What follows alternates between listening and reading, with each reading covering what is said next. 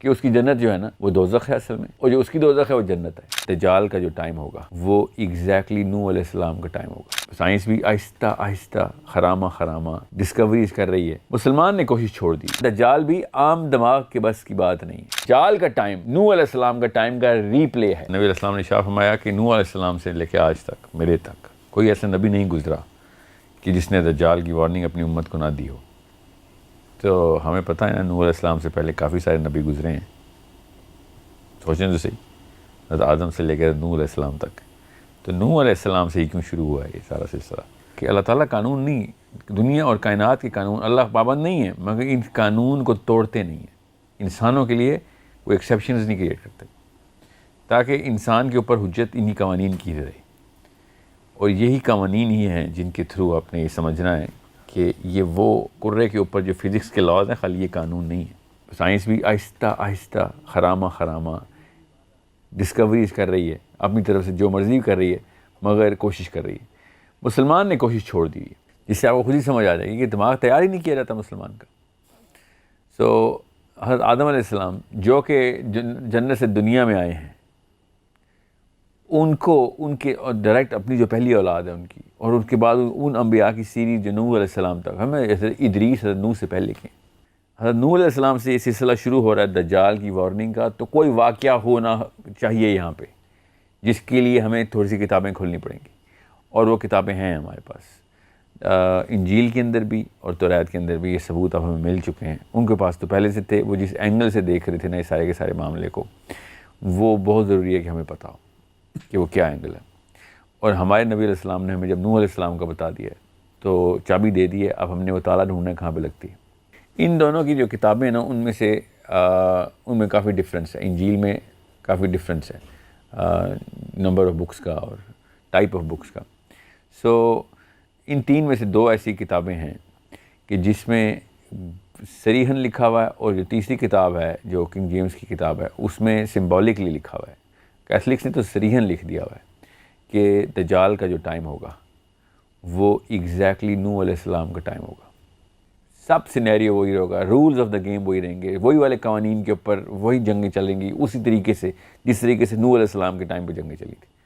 اب یہ سوچنے والی بات ہے نا کہ چھوٹا واقعہ تو نہیں کہ نوح علیہ السلام کے بارے میں ہمیں کچھ بھی نہیں پتہ۔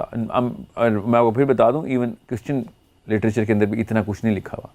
انہوں نے ادریس کے اوپر علیہ السلام کے اوپر ایک کتاب لکھ دی ہے، مگر نوح علیہ السلام کے اوپر اس لیول کی ڈیٹیلنگ نہیں ہے سوائے سیلاب کی۔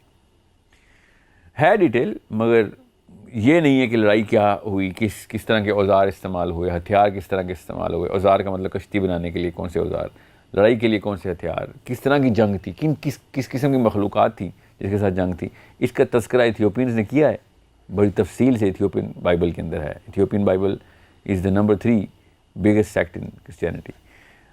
اسلام میں یہ والا سارے کے سارے معاملات اس لٹریچر میں اس طرح نہیں آئے۔ حدیث نے ڈائریکٹلی اشارے کیے ہیں تاکہ ہمیں پتہ چل سکے کہ ہم پڑھیں اس کو، مگر یہ ایک حدیث بڑی کلیئر ہے کہ نوح علیہ السلام سے لے کے آج تک کوئی ایسا نبی نہیں گزرا جس نے دجال کی وارننگ نہ دی ہو۔ کہ نوح علیہ السلام کی لڑائی صرف انسانوں سے نہیں تھی، دنیا پہ ہی تھی مگر صرف انسانوں سے نہیں تھی۔ نوح علیہ السلام کے ٹائم کے اوپر جو کچھ معجزاتی قسم کے معاملات ہوئے ہیں، جس کے بیسک کامن سینس کے خلاف باتیں ہماری انسانی عقل میں سما ہی نہیں سکتی، مگر اللہ تعالیٰ نے قرآن میں بھی، انجیل میں بھی، توریت میں بھی بول دی کلیئرلی کہ پوری دنیا میں پانی آ گیا، کہ مسلمانوں کے اندر بھی شاخیں بن گئی کہ نہیں دنیا میں تو نہیں سیلاب آ سکتا۔ پھر اللہ تعالیٰ نے بھی سیلاب کی بات کی، اور دوسرا واقعہ جو بہت بڑا ہوا کہ نوح علیہ السلام نے سارے جانور اکٹھے کر لیے، ایک جوڑا۔ یہ تو ہمیں پتہ ہے اس بات کا، سنا ہے آپ نے نا۔ آپ خود سوچیں کہ ایسی دنیا کی کون سی کشتی ہے جس میں دنیا کے جانور اکٹھے ہو سکتے ہیں؟ ہماری کامن سینس کے خلاف بات ہے۔ یا تو کشتی بہت ہی بڑی ہے، یا پھر دنیا کے سارے جانور اکٹھے نہیں ہوئے، یا پھر یہ دونوں تو ہوئے ہیں مگر وہ طریقہ کار بالکل فرق ہے جس طریقہ کار سے ہم نے اگر جانور اکٹھے کرنے ہو تو۔ اب جانور اکٹھے کرنے کا تو قرآن کی ڈائریکٹ آیت ہے، اس پہ تو ڈینائی نہیں ہو سکتا، کیونکہ عام دماغ کے بس کی بات نہیں ہے۔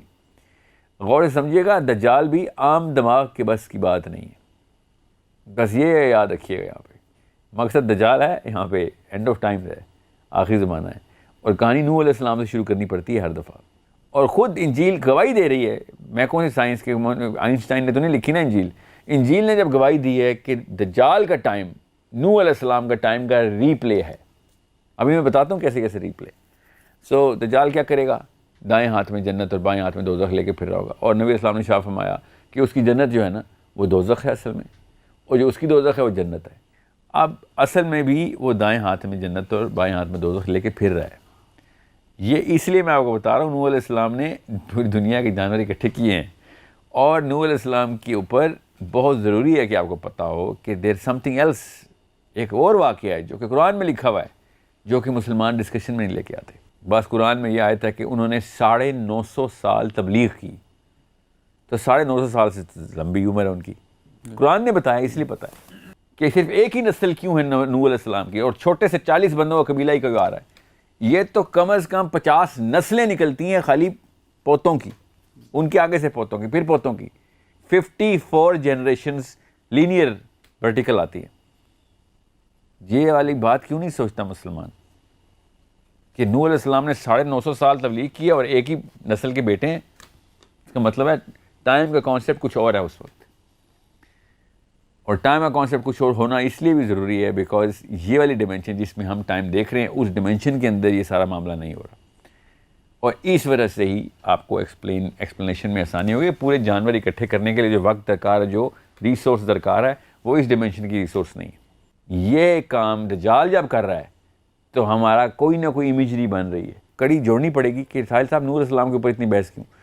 کیونکہ نوح علیہ السلام کے ٹائم پہ کوئی ایسی ڈیمینشن کھلی ہے یا پھر کوئی واقعہ ایسا ہوا ہے جس کے تھرو دجال جیسی کسی چیز نے انٹری کر لی ہے پلانٹ میں. سمجھ رہے ہیں؟ اس لیے یا پھر نوح علیہ السلام نے دیکھ لیا کہ یہ پاسبلٹی ہے اس مخلوق کی آ جانے کی. بالکل اس طریقے سے نوح علیہ السلام سے لے کے نبی علیہ السلام تک یہ دجال کی وارننگ جو ہے نا، یہ ہر نبی دے جا رہے ہیں. اور اس لیے نوح علیہ السلام کے اوپر میرا اتنا فوکس ہوتا ہے بیکاز میرا نبی علیہ السلام نے مجھے ڈائریکشن دکھائی کہ نوح علیہ السلام سے وارننگ چلی آ رہی ہے، اور انجیل نے تفصیل بتا دی، اور توریت نے تفصیل بتا دی. اس لیے کئی جگہوں کے اوپر میں نوح علیہ السلام کا ریفرنس دوں گا آپ کو.